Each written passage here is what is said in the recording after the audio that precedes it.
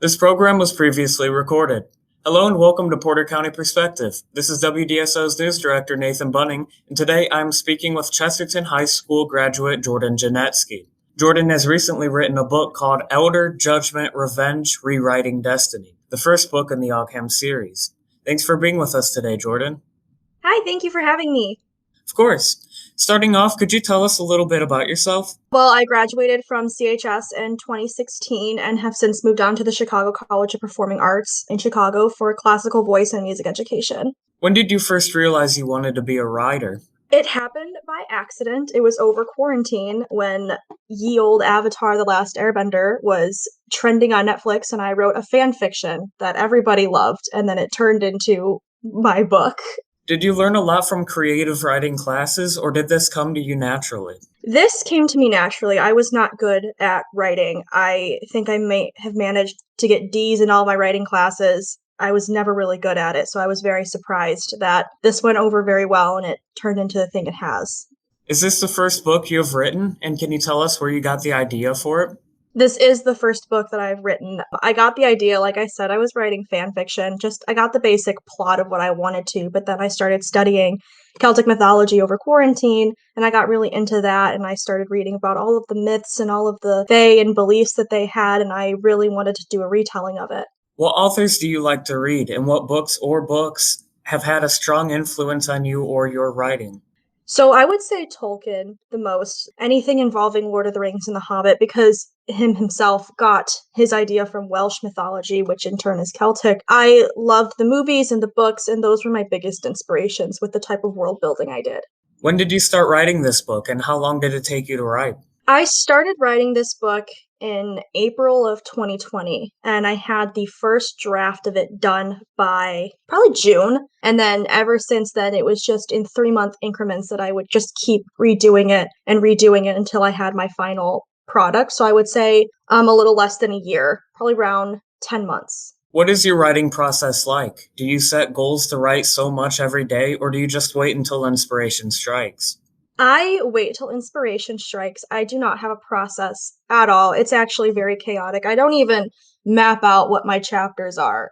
So I wrote my first book, and on a Hail Mary, I was like, I hope this makes sense in the second book because I don't have anything planned. And it's been working out very well for me, that type of style of chaotic writing.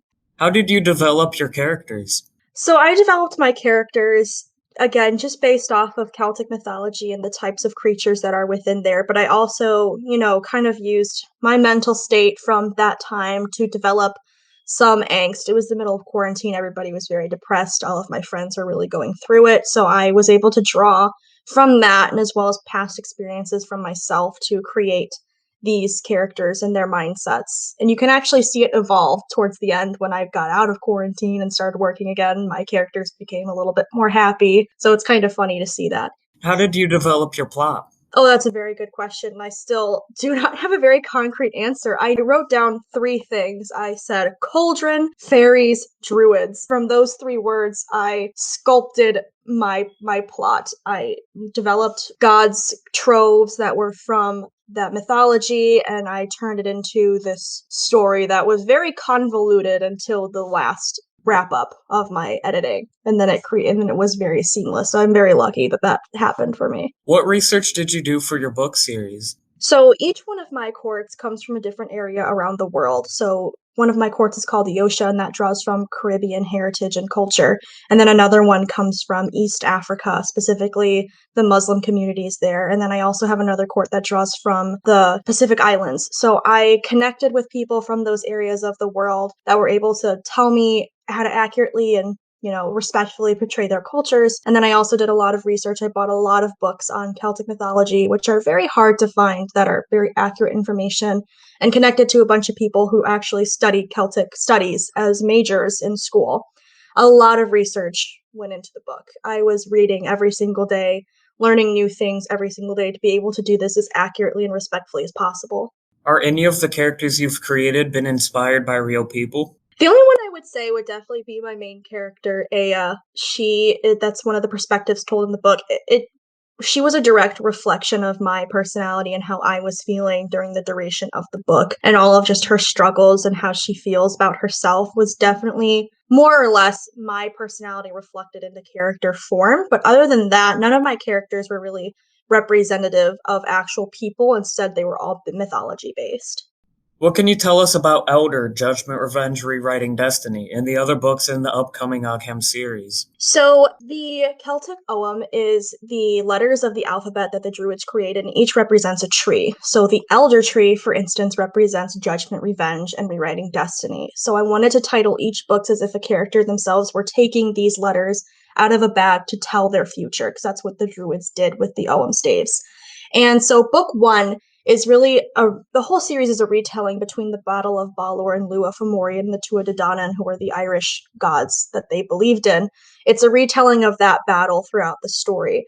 And the first one is just really about how this character, Aya, is overcoming her past to band together with people that she is supposed to hate and does hate, but for the greater good of the world. And then number 2 and 3 and 4, there's probably going to be about 4 books in the series, is all just focusing on this one battle and how we build up to that. What genre is this series, and fans of what other authors should check out your book?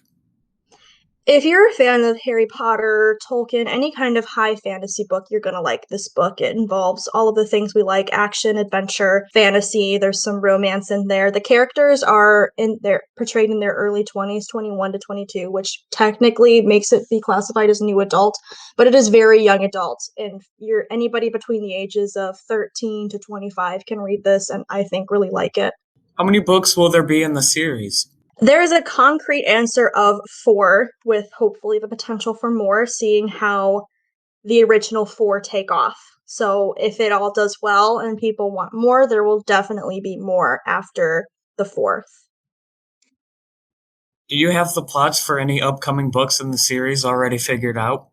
I am currently writing book 2, which is going to be titled Hawthorne. And I'm working on that one right now. I actually mapped this one out and organized it, which is going a lot better than just doing some word vomit on a piece of paper. So it's going really well. Book 2 and book 3 are both planned out and in the process of being written. Where can you find your book to purchase? As of right now, you can find it on Amazon in paperback and ebook. Where can readers find out more about you and your book series? I do have a website. It's just JORDONGENETSKI.com. And also you can follow me on all of my socials that are going to be in the book and also on my website, where I talk a lot, especially TikTok. I do most of my conversing about the book on TikTok. Do you have any ideas you're interested in pursuing for future books? Yes, I am actually drafting up a whole nother series. Basically, a few words I can shout out: princesses and pirates, for my next series that I'm working on. Did anyone help you throughout the writing and publishing process, or was this project entirely self-driven? I did not even tell anybody I was doing this until I confidently wrote about 8 chapters and I decided I wanted to publish it. It was very much a soul journey that I went on. My friend Allison, though, is amazing, and she helped me bounce ideas off of her. She gave me advice. She even had her sister beta read the book to give me some confidence that I could actually publish it. So I would definitely say she was definitely my biggest influence of getting ideas across. But then my immediate family, my mom and my dad, have been really behind my back and pushing me forward to get it done. What advice do you have for aspiring writers? Schooling is great. If you want to go to school for creative writing, great. If you're in another major, like if you're in a vet tech major and you want to start writing, just start writing. There's going to be somebody out there that's going to read your book. And if you get denied an agent, don't worry about it. Self-publishing is amazing, and you get to keep more of your royalties and control everything without someone telling you what to do. I definitely recommend self-publishing. It's the best. I had agents deny my book, and I was not worried at all because I knew it was a really good book. Just keep going no matter what anybody says, because you'll do it and it's going to be great. Is there anything else you'd like to tell listeners about your books or any other projects you're working on right now? I would say just keep an eye out. Follow all of my socials. If you want to know more information about the book, head over to TikTok. There's going to be a lot more reviews coming out over there.